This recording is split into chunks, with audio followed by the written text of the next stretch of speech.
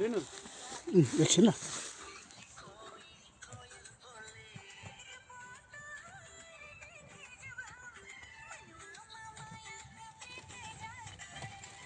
बोलिया तो हर कितना हम भी ना जाऊँ